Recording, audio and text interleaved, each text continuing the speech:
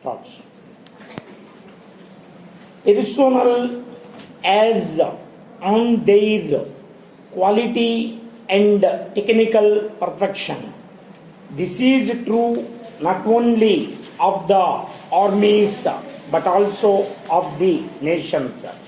What distinguishes the advanced nations of the world from the rest is the level of advancement they have made in the spheres of practical science and technology. We have a long way to go before we can hope to catch up with the more advanced nations. But I have no doubt in the mind that we are well in our way. We have embarked upon an ambitious program of industrialization, having successfully completed for 5-year plans. The 8th plan is well worked out. We have a long-range perspective before us, that of creating conditions for prosperity and plenty. Any scheme for economic development that we take up, whether in the agricultural sphere or industrial, depends for its success on trained and skilled personal agricultural development. And industrialization lead to growth of opportunities in other directions also.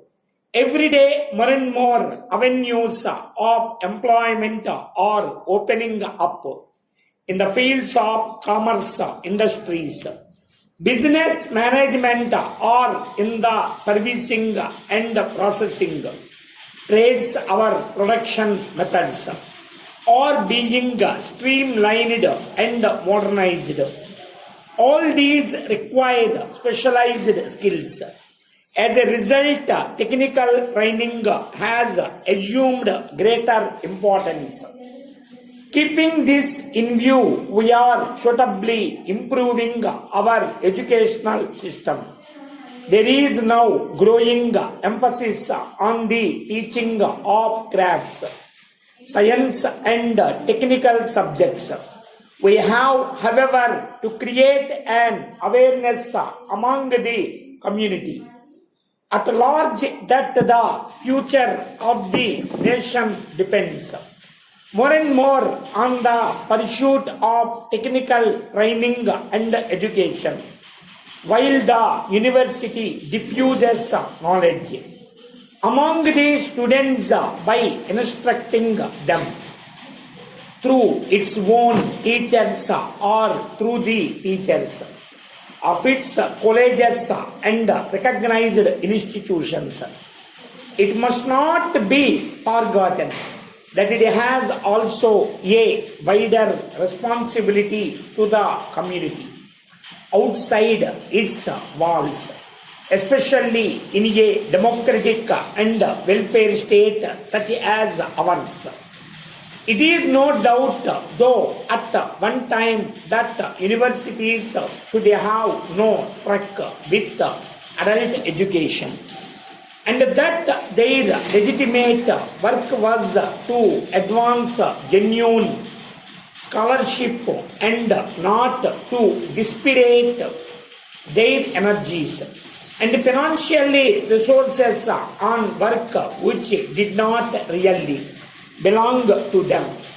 It is now generally agreed, however, that the extramural instruction is an essential part of the normal work of all our universities, because democracy can't become effective unless every citizen is enabled and encouraged to take an active and intelligent interest in public affairs.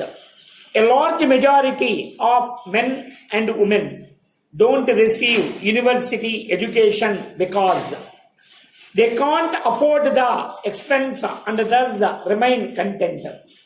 The Vice President of India spoke as follows while inaugurating the technical training. I am indeed very happy to be here today for the inauguration of this new scheme for technical training. The scheme has been launched by the Union Ministry of Defence in close collaboration with the Ministry of Scientific Research and Cultural Affairs. I understand the idea is to provide technicians and apprentices part-time training facilities at the various defense establishments in the country and so help them to improve their practical knowledge and academic qualifications by obtaining a degree from the Institute of Engineers. For the current course at this laboratory, I learned that there were 300 applicants out of whom about 80 have been enrolled. If you ask me, the response has been good and encouraging. This is an indication of the growing interest and awareness of our people in technical fields. In the same manner, let me tell you, more such centers are reported to have been opened in various defense establishments in the country.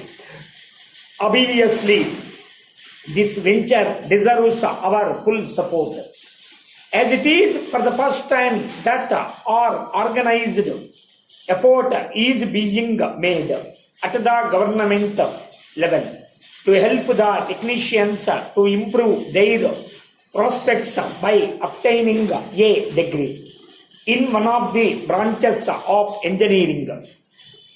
Previously, the technicians had no such opportunity except to try and obtain their degree with the help of the correspondence schools or through private studies. Another reason why we should support this scheme is that it aims at removing the shortage of qualified engineers and technicians, not only in the defense services but also in other organizations and establishments which required technical personnel by the thousands for the successful implementation of our planned projects. I still very vividly remember the day when a little over 2 years ago, the Defense Science Laboratory was inaugurated at Jodhpur.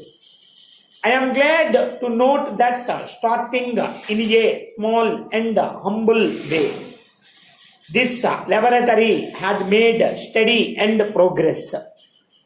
I have no doubt that the work that is carried on in these premises is of considerable importance and variety, and the efforts of research workers, technicians and scientists who work here leads to great efficiency and efficiency of our defense organizations in a way. This establishment is a recognition of the fact that in the present age of science and technology, it is essential for us to keep abreast of the times and to maintain our defense forces in proper turn and order, well equipped with the latest weapons of defense or technical devices and manned by trained personnel who possess both technical proficiency and a scientific outlook. Indeed, the strength of all armies in the world today and their striking or staying power depends not so much on the number of the armed